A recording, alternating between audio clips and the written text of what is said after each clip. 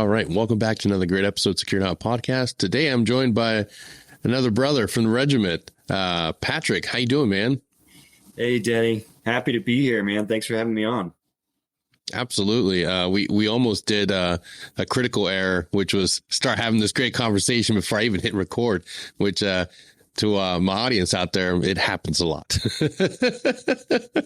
It's too easy, right? Anytime you get some brothers talking and suddenly you're in in-depth conversations. So, yeah.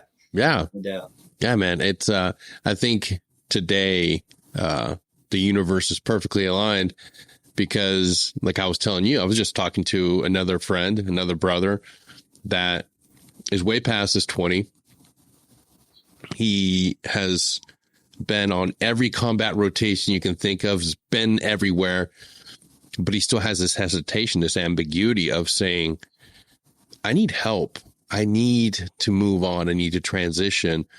And it's like, man, like, I think it's time we have another Green Beret come on and talk about his transition. Yeah. You know, it's my journey's been a little bit different than most. You know, I wasn't a career guy. I was one of those redheaded stepchildren, 18 X-ray that came in too, right? So I've got two of those tabs against me. But yeah, you know, we're just kind of talking about that real quick is, you know, our relationship with fear is a big part. And over my years of struggling through this journey, it's always been that sort of relationship with fear. How do you deal with it?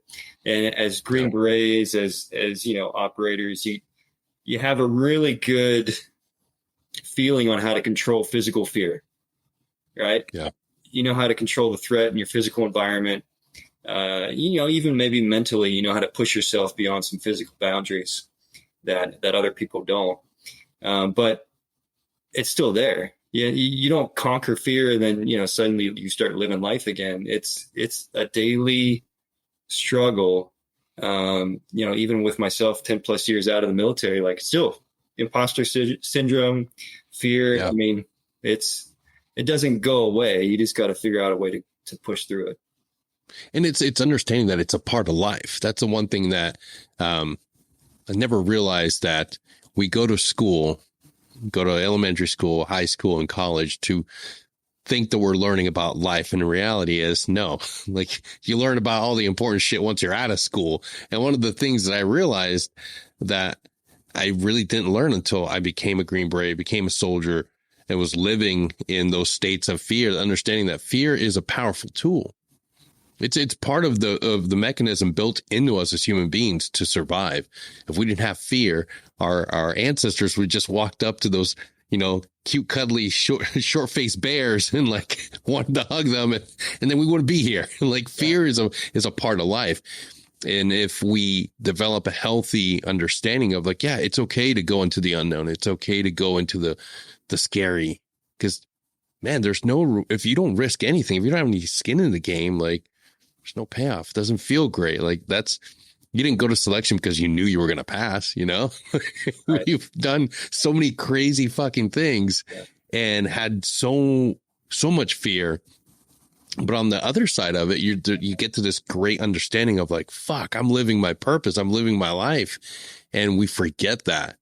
We forget that rush of like when you succeed, like it's all fun and games and it's all exciting when you're on a battlefield, and we're okay with fear there. Like, yeah, we can make it through this, but there's a different fear of having to build a resume. No. Right. Yeah. It just seems so like we can't overcome. You know, even going a little bit deeper, right? Like, how do you deal with fear on an emotional level or in your relationships? You know, like, it's fear isn't just that physical threat. It exists in all areas of life. And, you know, it's funny, you look back on, probably all of us look back on our best memories, right? Or experiences, whether that's a big trip or, you know, something downrange. And while you were doing it, it sucked. Yeah. You know, you didn't have a smile on your face. Like it literally sucked really bad. But when you're done with it and you look back and you're like, wow, that's one of the best memories of my life, you know? Yeah. But in the moment, you're miserable. And it's so funny because when we're, approached with opportunity or, forced to kind of face a transition in life, we resist it because, that's going to be hard. Am I ready for hard? But we do it all the time. We're just not aware of it. So, yeah, it's part of our life. It's what made us successful. And then this little thing happens where we have a little crisis. We have this idea of like, okay, like I'm not happy anymore in this world. I'm not happy in this, environment. Like I'm not thriving anymore. I'm just literally surviving. And arguably we are not our best self and we're not a good leader when we get to that point of ambivalence in our career where it's like, fuck, like I can't do this. I don't want to do this, but I'm just going to try to fit the square peg in this round hole and keep going. But we don't look at the fact that there's another option. We're not willing to look at, hey, maybe I could be happier if I walk away from this. And there's a lot built into that, the identity piece. That's really hard. The idea that you owe the government and owe the nation so much. And it's like, no, man, like realistically, your term's up. You're already past 20. Like at that point, there's something else for you to conquer. And it's okay to look at options. But guys are so wrapped up in this identity and this fear of what could I do? There's nothing out there. How did you first start overcoming that? When you knew you were like, all right, I'm done. Yeah. What was your process? Yeah. Well, I was probably a bit naive at the time. I kind of came to that conclusion when we were downrange, Yeah. Like I said, 18 X-ray, short-term guy, still on my initial contract, just, under 5 years, downrange in Afghanistan, and things weren't, of course things didn't go as planned, right? There's some things, and maybe just me being young and dumb or full of piss and vinegar, but, I had challenged leadership on some things and just didn't get the answers I liked. Right. And so at that point, I knew my time was up because I was like, well, we're coming right back here. A few months from now, we'll be right back here. So, and part of that, I looked at what my goals were when I joined the military, and I had accomplished the basics of what I wanted to do: serve my country, support my brothers and sisters, downrange in combat, earn the Green Beret. I could be content with what I did. At least I thought so at the time. And so I decided to transition. I didn't have a plan. I didn't have a support network built out. I was like, all right, I'm done. Turned my stuff in and drove away, which was probably one of the most exciting times of my life, right? Driving off of Fort Bragg, just feeling like a free person. And then I get to my destination. I'm like, oh, shoot, what do I do now? What do I do now? Just that middle finger in the air. Woo! Yeah. Did it. Yeah. Screw everybody. I'm free. Oh, now what? Now I got to figure 48 hours later. Yeah. Shit. And it's been a journey, man. There's no short answer to that. I've literally I got out in 2010, and gosh, so, going on 13 years that, almost 8 days from now, it'll be 13 years. Just trying to figure it out. And the one thing I can tell people is that there's no one answer, right? It's a constant evolution. I've worked in probably 4 or 5 different industries up to this point. I've lived in, we moved to Georgia first and then California and now Texas. There's no short answer to that. But I can tell you that the journey has been worth it. Yeah. It's been really hard. I went through some really challenging times. We had lived in California. I had tried to start a business, and first thing I'll tell you, when I first started a business, it was a terrible business idea from the get-go. But I was so eager to just do my own thing that, I just dove right into it. And the first thing I learned was like, I don't know how to do sales. I don't know how to get clients. This is going to be really hard. So that was a huge life lesson there. But, during that time, my daughter was born, my first child was born. And we were just in some really tough living situation because California is expensive. We didn't have any money. And, we were on food stamps, to be honest. And we were living in a basement. I was working in agriculture at the time. And, just tough things, kind of self-reflection on. And that kind of drove me and probably into the darkest part of my journey, was after that, when you start getting to the point where you start thinking you're holding your family back, right? Because here I am, Green Beret, but I'm not producing enough income. I don't have a house for my family. I don't have these things. I made a lot of bad decisions. And, so you go into that sort of spiral. And 2015 was probably that year where I was really looking at some alternative options to life, and I was, we had a cousin, my wife's cousin, who was in 75th Ranger Regiment, and he decided to, he took his own life. Right. So, and I'm sure we all have brothers who have made that decision. And so from the outside looking into that, being there at the funeral, holding my daughter, who was like 15 months old at the time, and just realizing like what a negative impact what a huge impact that has on the family, on the ripple effect on the community of people around it.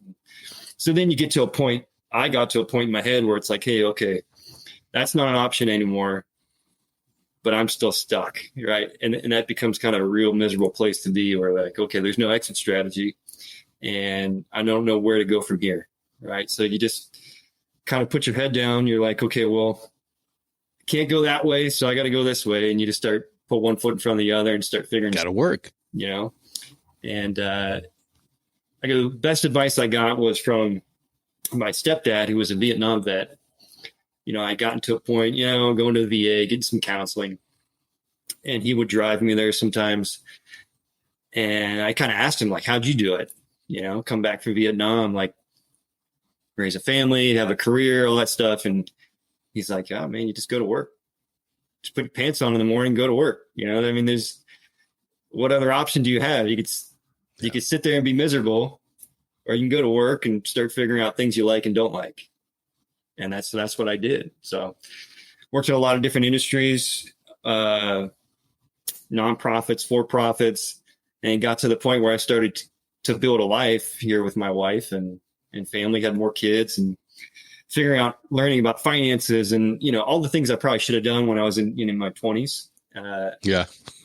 Learned later, but that's kind of a long wind about story. But the biggest part of it was self-reflection, right? Is kind of looking at it and saying, again, can't go down that road. Well, I got to go this way. So let me try this. And once you get down that road a little bit, you start realizing, well, I like these things and I don't like those things. So let me move in a direction to the things I like.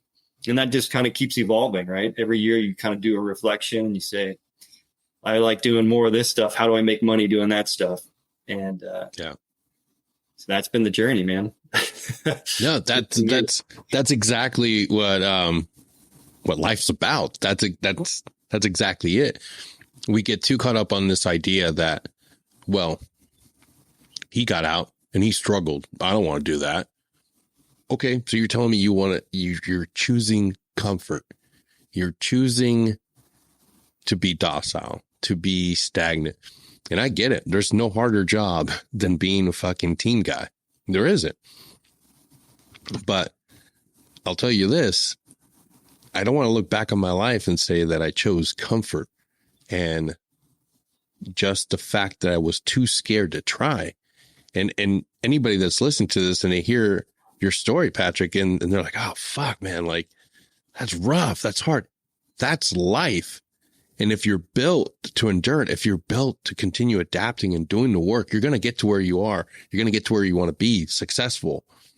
We don't get to our dream profession. We don't get to that ultimate end goal of being happy and finding that purpose-driven life, that amazing job that you love doing by just being comfortable. It sucks. Yeah. Granted, now there's more mechanisms for support. And when you got out there, we didn't have the Honor Foundation. We didn't have the sort of fellowship programs. Now we do. There's a lot of mechanisms and support to where you don't have to go through that journey of jumping from industry and industry, trying to figure out what you enjoy, what you like. Now they have those programs. Now you can go in there and be like, hey, I'm a blank slate. I don't even know what the fuck I like to do. That's how I was. I was like, I don't have hobbies, man. Like, I don't know what the fuck to do. Help me out. And that started with going to, mental health treatment facility. That's where my journey for transition started. I didn't know it at the time, but I didn't have an identity. And that's where they started helping me figure out who I was. By the time I got to those transition programs, by the time I went to the Honor Foundation, I knew that, hey, I like doing this. I like doing this. I don't know where that translates for an industry, but can you help me? And they're like, fuck yeah. And I was looking at sales too. I was like, well, fuck, maybe I can sell something. Yeah. I'll talk about sales in a little bit, but yeah, you're right, man. It's, you look at that transition and the fear associated with it, the identity part of it, right? When you're on a team, your identity is handed to you, right? You've got your A-team, whatever, you've got a role, you've got a job. That's your identity, right? You go to the bar, you carry your coin with you, whatever, right? That's the identity. And I think part of the fear of that obviously is losing that identity, but the opportunity with it is creating one, right? We don't think about the opportunity to like redefine ourselves or evolve. And I see this so many times, and, we've been able to interview folks on our podcast and just interact with different guys in SOF. And you can see the distinction of folks who hold on to that identity. They obviously do full careers, have a lot of success, and they transition into a role that's similar, right? Whether that's, nothing wrong with it, right? Contracting or, government type leadership, those types of things, right? And they transition to that and the question I have for them sometimes is, well, I get it. Paycheck, support the family. Those things are important, but are you self-reflecting and evolving who you are as a person, right? Because we can't just be an operator for life. It's physically impossible, Yeah. And so how are you going to start redefining that? How are you going to start putting energy in those other areas? Dad, husband, whatever. Do you have hobbies? Do you even know what you like to do outside of work? Could you turn something like that, your passionate hobbies, into profit? And you're not going to be able to figure that out until you do the work. That's if you can get through the fear of losing the identity, maybe the only identity that you've known professionally, and look at it as an opportunity to go ahead and start recreating who you are and who you want to be, and understand that it's going to continue to evolve. Like what decision you make today, if you're going to transition, well, I'm going to go do this and work in this industry. Hey man, 3 years from now, you might be doing something completely different. And that's cool. That's the fun part. That's you get to actually create, manifest, and move forward through life in exciting new ways, Yeah, that's exactly it.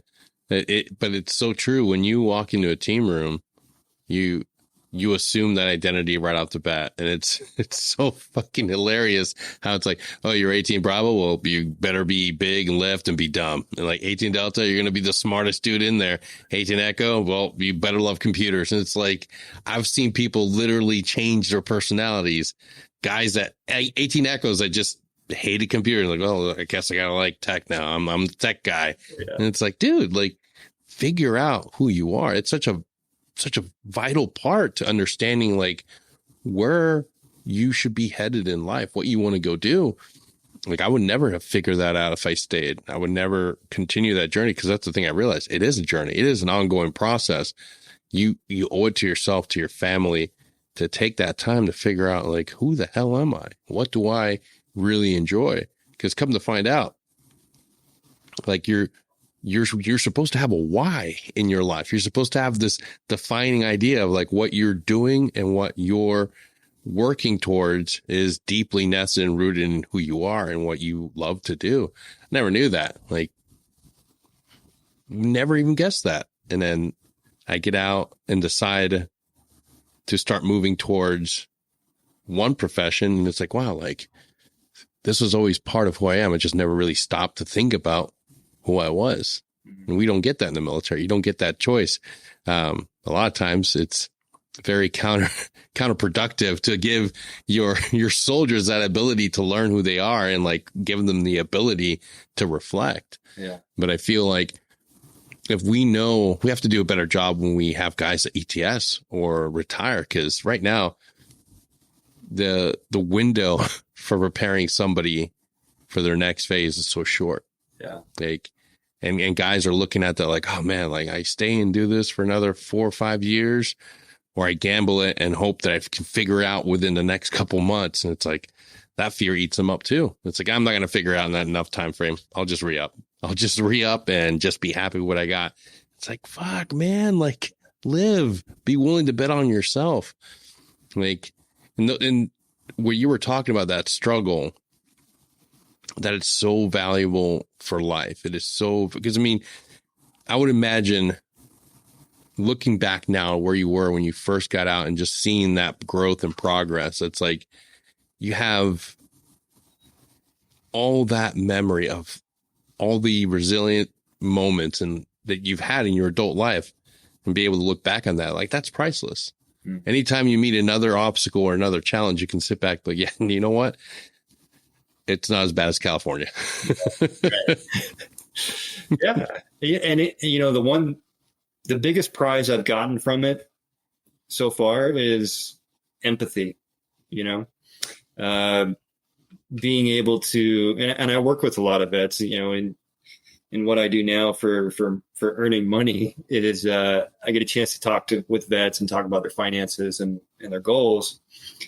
And I can see them when they're struggling, right? I can see their journey. I can look at their credit report and I can be like, all right, I know exactly where you were because I've been there. So let's talk about how to get, to the next phase. And so empathy has been a huge thing. And, when you're in the team, there's limitations on changing your mental state, right? Like, you got to still be in the fight. And I respect that. I'm not asking everybody to change and put on tie-dye shirts and go for self-love, right? But but to some extent, because there's a mission to do, and you require a certain mental state to complete those missions, to live that life. But I think, again, that support structure that needs to be in place is on the periphery, whether that's at the group level or wherever, but to kind of catch those guys when they're having real mental issues, right? Because they're happening. We can't bury them. To work on them when they happen, but also when guys are talking about transition or thinking about it, like actually have a place to go and say, here's a couple models of different routes that people went, or, here's the things you need to do. It's not just a professional transition. It is an entire life transition, finances, career is part of that, your mental state. You're going to get out. This is the thing. You're going to get out of the military. The folks that make that decision to transition, they're going to be gung ho, whether or not they're just going to go smoke cigars and drink whiskey, or if they're going to go get a career, they're going to go full charge, head first into that. And probably within, 12 to 24 months, you're going to realize your body's going to start shutting down, right? Your mental state, you're going to be angry at people. You're going to have challenges you didn't realize existed. They're going to start manifesting in your life. You're not going to fit in with civilian population. They don't relate to the same stories. They don't have the same experiences. So that first 24 months is so critical to have a profound support network and people in your life that you can talk to and know, hey, this is what I'm experiencing. Hey, go over here and talk to these folks to get help with that.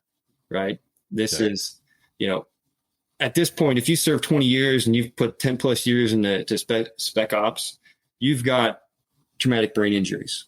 You've got micro traumatic brain injuries at a minimum.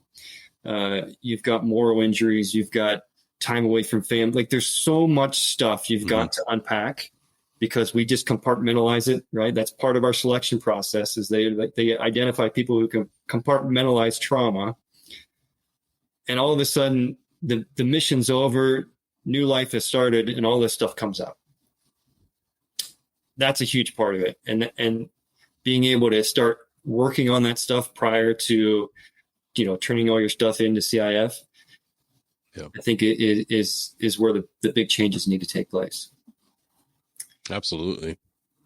And there's a lot of people doing it. Jeff Dardia is one of those guys that, he's towards the end of his career, but he's promoting it. And there's folks that have kind of branched off from him and in the Marine Corps and the Navy that are having these conversations with leadership. Like, we don't have to rewire everybody. We don't have to go back and do, guitar singing around a fireplace, but we do need to start identifying things as they come up and how to deal with them so you can get guys back in the fight.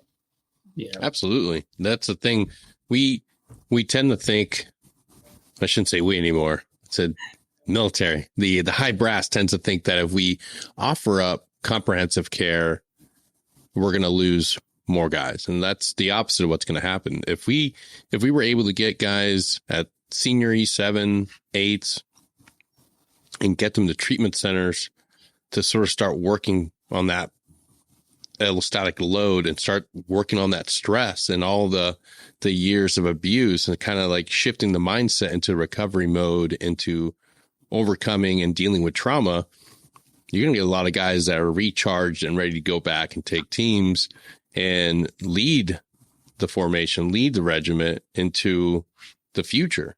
That's the opposite of what I feel would happen if we offer more treatment options. Like for me to find out, it took me about 5 or 6 months to figure out that there were other options and just shut up and swallow it down. It's like there's, and then to find out there's treatment centers, like, cause all you ever hear is like, oh, you're going to go to the funny farm. It's like, no, there's actually like legit treatment centers, mental health treatment centers for our demographic of folks.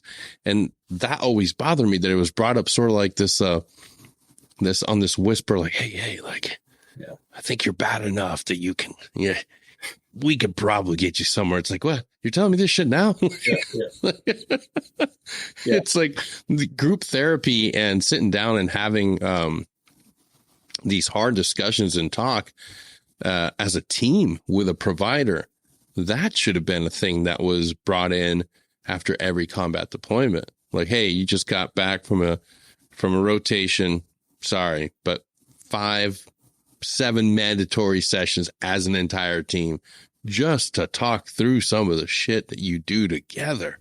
That would have been huge. Mm-hmm. But instead, they want us to divulge.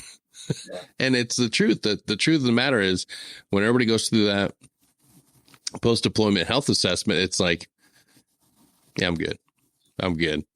Yeah. Over and over and over and over again, because you're doing it in front of the computer. You're not, if you had to do it in front of a person that would maybe just ask a few questions and lead you down the path to maybe just answer them truthfully, maybe you'd get different responses. But for everybody, I can honestly say everybody I know, every time you went through those questionnaires, it was like, yeah, I'm fine. Yeah, fine. Normal. Fine. Everything. And it's like, fuck. Yeah. Like, and it's, that's sadly the way it's been, but there's a better way. And part of that's coming to that understanding of like, okay, maybe I can do something else. Maybe it's time for me to start exploring. Like, now is the time to take advantage of it, because we have all these programs now and all these people advocating too. Maybe it's not about leaving just yet. Maybe it's, you find out what you want to do, you find out what industry you want to be a part of, and then, yeah, I'm recharged. I can do another couple years. But if you're not, that's okay too. Like, there's so much more to life than just serving and just continuing if you're not happy. Like, that's one thing I don't understand. Like, I don't understand why guys are so willing to be the miserable, and we've all seen it. We've all seen the miserable NCO, the miserable team sergeant, miserable sergeant major. Like, they hate life. They hate going home. Yeah. It's like, they hate being at work. It's like, what makes you happy? Yeah. No, I mean, that's spot on, and you've got a lot more experience and recent experience with dealing with that stuff. And when you look at the team dynamic, and there's training for the team, right? We got to keep up our rifle skills. We got to make sure, everybody's cross-trained in different disciplines. We've got to, be aware of what conflict and what countries, we're regionally responsible for. And, the constant change in weapons, and right. So you're always training to be better and for the team to get better. But what if you actually put into that training was like mental and emotional resiliency, Yeah. Like, this isn't some, Berkeley catchphrase. Like, it's real, and there's real science that can be applied, and, to train your mind and your emotions the way that you do your body. You probably have a much more ready and resilient fighting force. But again, like you said, the fear is that, well, if we start talking about our emotions, we start doing this self-reflection, then, nobody's going to want to go down range anymore. And I think that's not the case, but not at all. No. In fact, like, a lot of these concepts have been around for such a long time, like mindfulness and meditation. That's been part of like the warrior culture around different parts of the world. And that didn't make those warriors any less lethal. It enhanced the capabilities, because they were able to come back and understand that, they were at war. Now they're not. Like, it's such a, we were sold the wrong idea of what a true violent professional needs to be. And it incorporates so many different things. It's not just the rock jock music of like the early 2000s and just kicking indoors. It's everything. But we've been sold this idea that it's like, oh gosh, it's just supposed to be this dip, spit, and bravado, and there's more to it than that. Yeah. And we're just now, our community is just now starting to realize it. I have friends that are instructors now, and they're like, yeah, dude, I try to teach meditation and mindfulness to my guys because I have them for just a small amount of time in the pipeline. So I'm going to try to be as influential as possible to give them that ability to understand, like, this is not woohoo, imaginary stuff that doesn't work. This is stuff that's grounded in science and has a proven treatment and longevity, like, focus for your mind, for your well-being. Like, it's been around for a really long time. Might as well take advantage of it and start sharing it across. But again, it's one of those things that's like, it's whispered only by like certain individuals. It's not enhanced and not being promoted by the old military brass. Right. Right. Yeah. It's it's self-discipline, right? It's the practice of self-discipline, which is, you don't just become a master of that, right? Like, it's constant evolution. You have to constantly work on that. And probably, I'm guilty of it. Guys I shared with, and probably it's continued, right? Is the self-medication, right? Instead of working into a place of, maybe you don't have the tools yet of figuring out meditation or, openly discussing trauma. Instead, you just medicate with alcohol or other types of medication, right? Like, you're kind of just, I'm going to go to the gym and take the, vitamin S and I'm going to get super strong, and I'm just going to, clean my way through this. And just going to flex right out of this depression. We're going to go back down range, and it's going to kick ass, and we're going to be awesome. Yeah. And in reality, it just wears you down. And that's part of the reason we have so many, senior leaders within the organization that are just worn out and miserable, right? It's because that's that's the technique that's been used through this time, 20 years of that, man. Yeah, they were brought up with hate breed and drowning pool as the anthems for the war. Right. Yeah, exactly. Yeah. And, I mean, it's not a judgment. It's just, look, there's better ways. We're continuing to evolve how we can serve as warrior diplomats, how we can be soldiers. And again, the idea of self-discipline, mindfulness is only going to make you better. It's not going to take away. Yeah. So absolutely. How did you find yourself finally get into finance? Well, I was working a job that was pretty physically demanding and stressful, and it was fun. I was wearing a lot of different hats. I was working for a nonprofit. I was running a farm. I was running, facility management, helping with some operations. Like, I had a lot physically to manage, and then sort of manage the expectations, right, of people. Yeah. Agriculture is a whole thing in itself. Facility management, like that, construction, all those things are separate. And then you're dealing with, again, a chain of command that has no experience in any of it. Right. So, it's a recipe for disaster right there. It's just, burnout. Right. And so I was doing that, and I was looking at some of the folks at the nonprofit that were working in fundraising.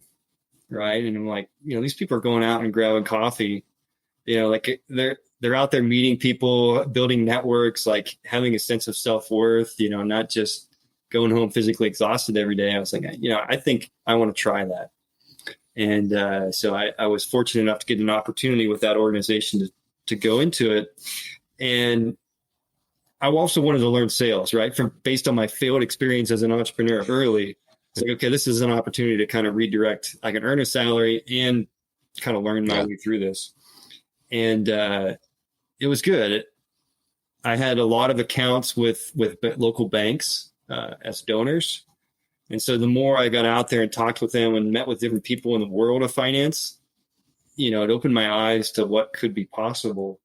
And it really came down to the part where I was starting to really evolve who I wanted to be, less dependent on my identity of what I did for work, and more of like a whole encompassing, dad, husband.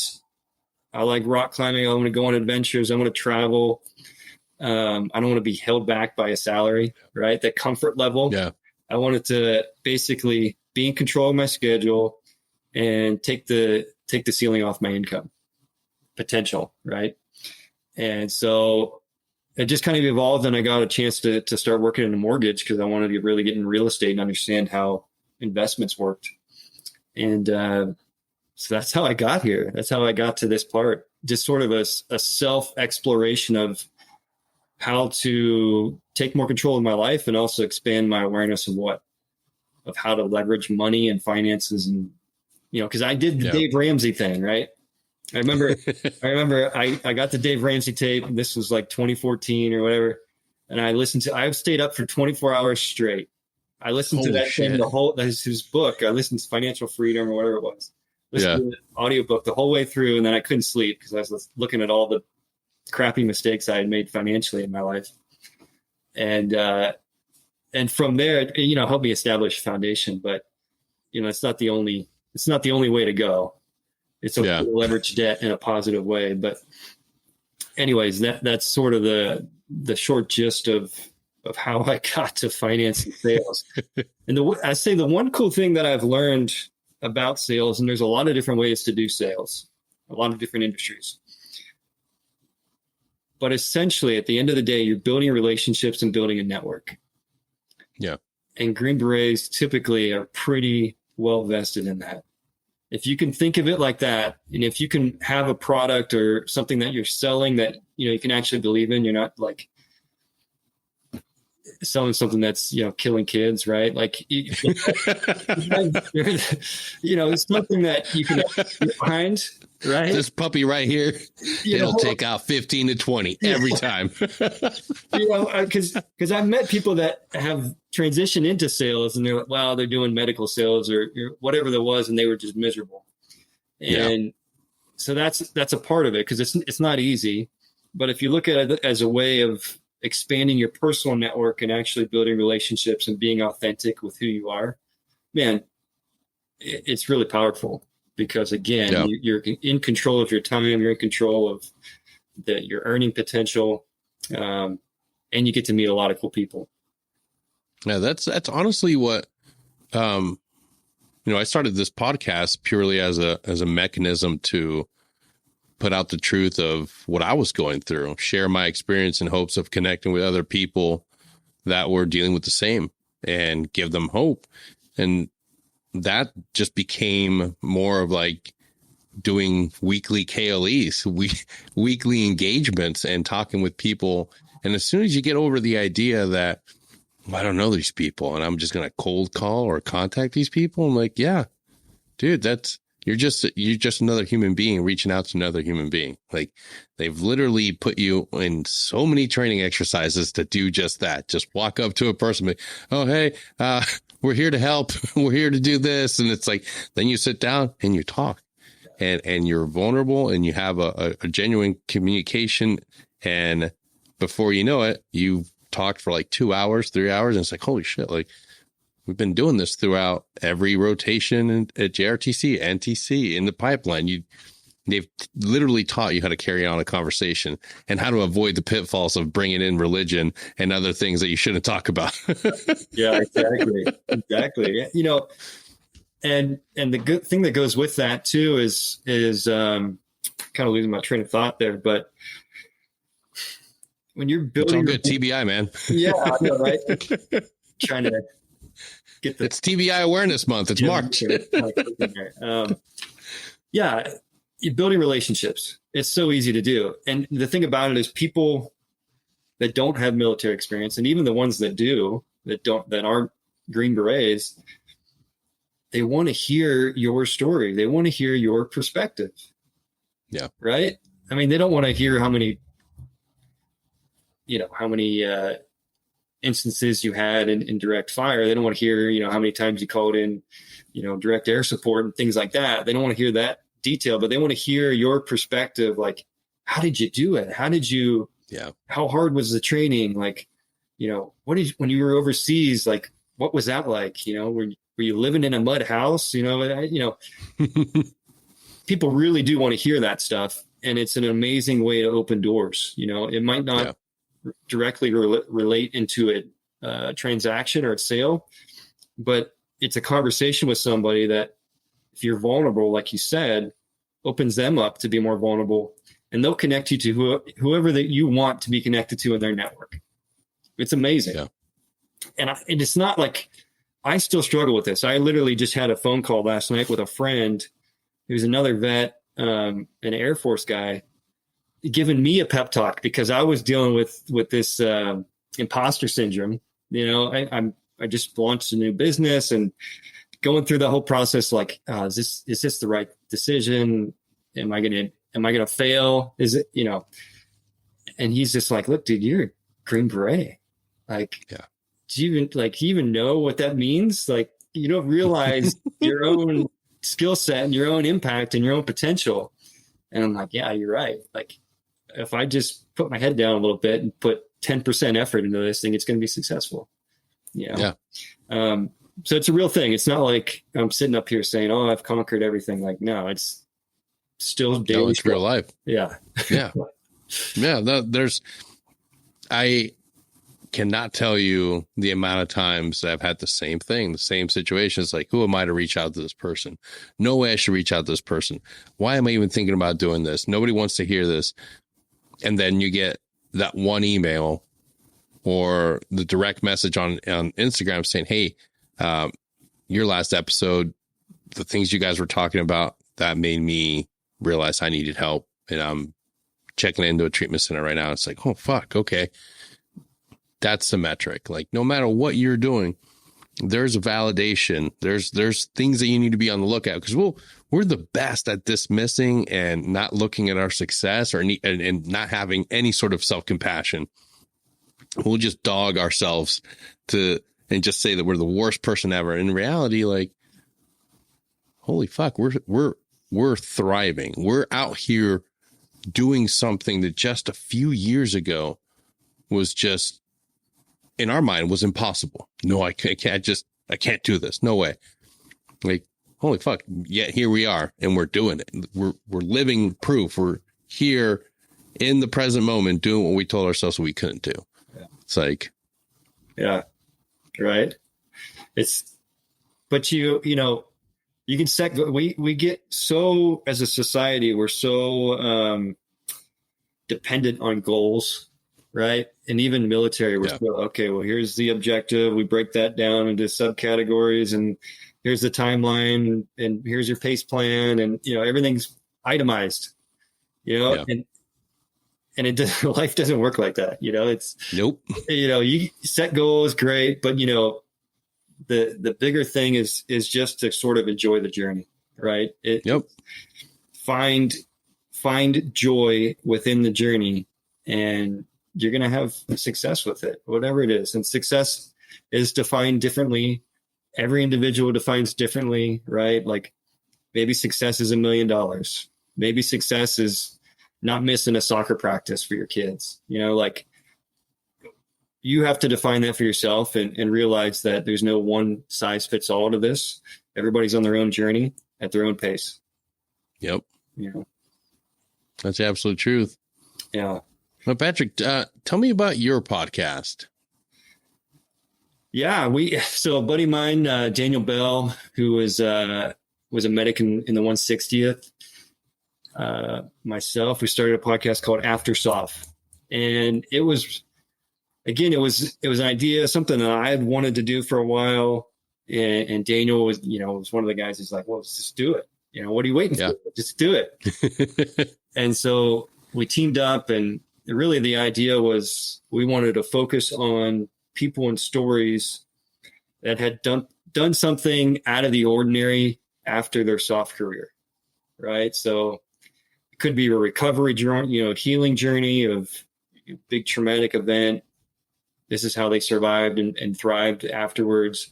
It could be just different career options, right? We talked to people in agriculture, or launching businesses. One guy has a spice business, another one sells bags. That's badass. Yeah, just things that's like, you don't have to just go this one way that everybody else is going. You can create your own story.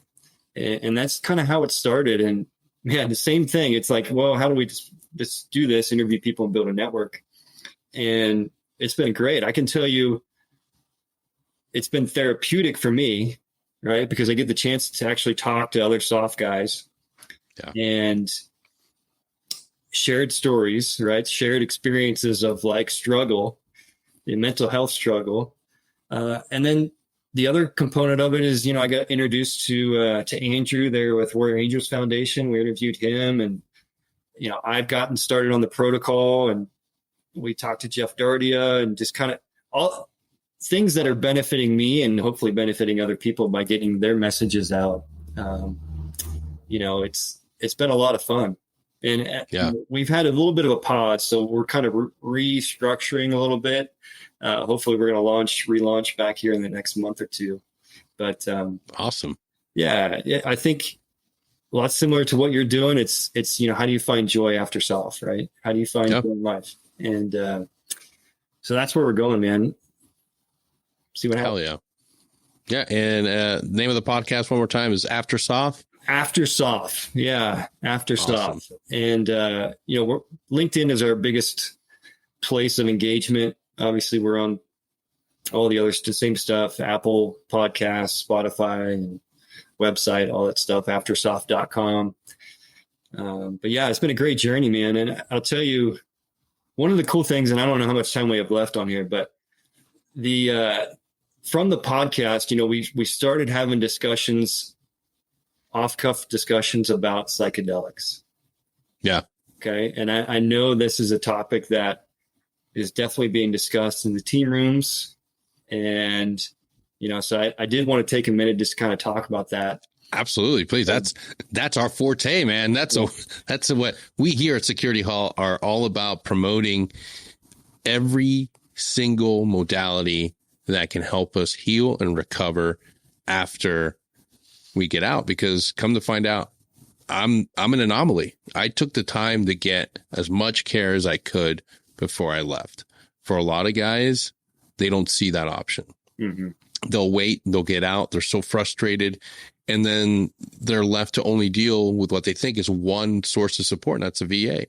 And I will say this, every VA is different. You have to be willing to enroll and go and find out on your own if your local VA hospital is good.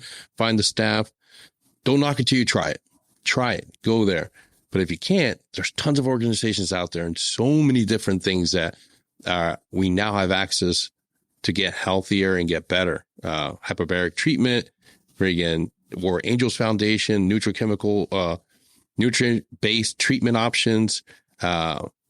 So many things out there. And psychedelics is one of the few things out there that after you do all the research, you come to find out, like, wow, it can actually repair brain cells. It can actually help us heal, but it's been demonized and we don't know enough about it. So yes, please tell us more. Yeah. Well, so on top of that, right? Like, go get your VA benefits, go get 100%. You deserve it. Everybody in SOF deserves 100%, and they're not going to fight you on it. The biggest fight you have is within yourself to say, I deserve it. So go get these benefits. It took me like 10 years to get to a point. You know how much struggle I would have saved myself if I would have just been like, I surrender. Yeah. Here, help me. You're right. Just do it. It'll change your life. It'll change your kid's life. The benefits, if you can get 100%. Anyways, just go do it. Yeah. If you need help, there's plenty of organizations for that. Lots of stuff out there. I'm on the protocol for Warrior Angels Foundation. It's just essentially a lot of fish oils. I mean, you're taking like 12 to 15 of these giant horse pills every day, which is kind of crazy, but it's all over the counter, right? So there's not, it's a really good setup that they have and a lot of science with it. But essentially you're trying to heal your brain, right? Your brain survives on oil as food. And so they're basically lubricating that. And there's a whole lot of more science. I sound dumb talking about it, but even though I was a medic, right. You want to feed your brain. That's the point of it, right? Eat oily, fatty foods, take those oily supplements. It'll help change things. But then, I layered that with some psychedelic experiences. And there's a couple things I want to say with it. One is it's really powerful. Really powerful. You could call it life-changing. I think the best way to describe it is if you rank your life experiences, and most people that have gone through a psychedelic experience will say it's probably one of the top 5 experiences in your life. It may not absolutely change your life. Like it'll be a subtle type of change, but it's one of those things that you'll never forget, right? There's life before the psychedelic experience and there's life after. That's the best way a lot of folks say. There's a lot of different psychedelics out there, a lot of different products. A lot of the Navy guys are going down and doing Ibogaine and, MEO DMT. Folks are doing ayahuasca. Aaron Rodgers, quarterback, Green Bay Packers, is, doing all that stuff, bringing a lot of awareness to it. And you've got psilocybin, which is essentially mushrooms, probably one of the safest things you could take. So a lot of stuff that goes into that. And I think the biggest thing I wanted people to take away from is that in order for it to really work, you need to have support with it. You need to have a guide. You need to have someone knowledgeable on your personal situation to help you guide you through that journey, because it is a journey. There are some health implications that go with it, right? Counter some medications that you don't want to be taking while you're doing the psychedelics. So there's some safety issues that go with it. And I know like team guys, right? You're like, oh, here, just pop it. 100%, let's go. Take a minute and figure out what you want to accomplish with it, and get some expert advice to go with it. Because there are some safety issues that go with it. It's not a miracle pill, right? A lot of the media perception out there, and we're a lot of folks are pushing to try to get this stuff legalized. So, it's productive. It's an illegal option for folks to actually utilize through the VA. And so and part of that effort is, just only sharing the amazingly good things about this to gain public support and to gain political support. So be wary of some of that, because there's some bad experiences that go with it. And so make sure you've got the right people involved. Just don't do it on a Saturday night because somebody got some extra stuff, you're going to have a bad trip, and it's not going to be beneficial. I will tell you my personal experience with it, and I've done it a couple times. The biggest takeaways I got from it was this sort of feeling of self-love, right? A different perspective on how to love myself, right? It sounds so weird to say even now. No, right? No, that's one of the key components that is wonderful, and you get to explore when you start learning about mindfulness. Once you start going through the pipeline, getting certification, getting actually certified and being able to teach it, like you realize, like, you're bringing a lot of different concepts into it. Mindfulness, like one of the big things is having that compassion, not just towards others, but towards yourself. And that's something that we as Green Berets are lacking, is self-compassion. I've met a lot of Green Berets that fucking hated themselves. It's like, and I was right there. Yeah. And it's like, wow, like when I look back and I think about this, like, holy shit, I really do hate myself. Like, how do I get over this? Self-compassion's a bitch to try to develop, but it can be done. Yeah, it's a huge thing, right? Because the way you treat yourself is going to have huge impact on the people around you and people in your life. How you treat your spouse, how you treat your kids, how you treat your coworkers, Yeah. So moving into a perception of just kind of loving yourself, being gentle with yourself, right? Just not so much negative feedback in your head. Has been super beneficial to me. I mean, it's changed. And I didn't have any bad relationships with my wife or kids, but it's improved it tenfold, no doubt. It's made me have a completely different outlook on life, right? As far as what do I mean by that? How I define success. I'm much more content to go on a walk with my dog, and that'd be a great morning, rather than trying to figure out 10 different ways to accomplish this list of tasks. Just kind of ease into a little bit more. And so maybe you get the feedback from some guys, you're not being aggressive enough, you're not hungry enough, or you're not grinding, right? The new, the hashtag word on everybody's Facebook, grinding. David Goggins going to come in here and kick our ass. Yeah. And it's like, life doesn't have to be a grind. It's hard enough as it is, so just enjoy what you can and find moments of joy. Anyways, that's kind of the message I just wanted to get out with everybody. Be careful. It's a really powerful substance, but could be really beneficial. It's medicine. It's not a recreational fun time thing. It's something that you do need a guide. Like, there's so many horrible stories of people just, having a bad trip is not just, I had a bad experience. It can be talking to some of my friends that didn't take that advice and had some really, really horrible experiences. It stayed with them. It's to the point, like, it's literally haunted them, and it stayed with them to the point where, like, I'm not doing that. Yeah. I'm not doing that. Yeah. Not for me. Right. And so it prevents them from doing any further healing. Right. Yeah. And that's the biggest thing. I think we interviewed Neil Markey, who is a former Ranger. He now runs Beckley Retreats, which is a big, they do psychedelic retreats and research. They've got some partnerships with Rural Carter, a bunch of folks that are in this space. And one of the things he said about his experiences was, psychedelics alone are nothing, right? It's the inclusion of meditation and the structure of, like, self-reflection, of how to actually do self-reflection. If you layer that stuff on top of it, if you understand a little bit of breath work, while you're doing the psychedelic experience, it's a lot easier because you're utilizing those tools while you're doing this self-reflection. Yeah. You're not going to like the things you see. I mean, it's not, happy-go-lucky. I mean, there's some hard stuff you got to look at. And meditation is really the big thing. Neil is a big believer that psychedelics exist just to help you do meditation, right? They exist to get you become a better meditator.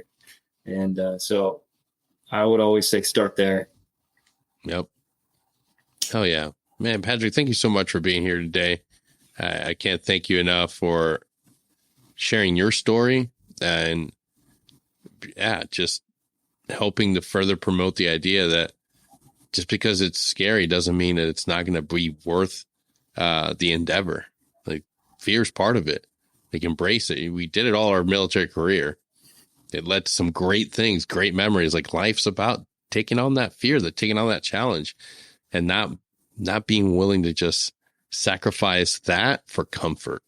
And that's the real, that's how your soul dies. I feel like you can't live in comfort forever, man. Yeah. At some point you have to be able to embrace fear and move on in life. And you're a living testimony to that, man. Thank you. I appreciate that. Yeah. It's a journey. We're all on it. And I would just say for those guys that are looking at transitioning, you've had an epic career. Now it's time to go have an epic life, Hell yeah. And just dive into it. Oh, that's so good. The perfect ending right there. Yeah, you've done this before. Take care, guys. We'll see you next time.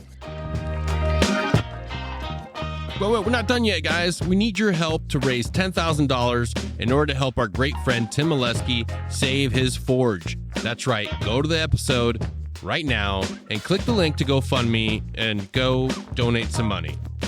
I love you.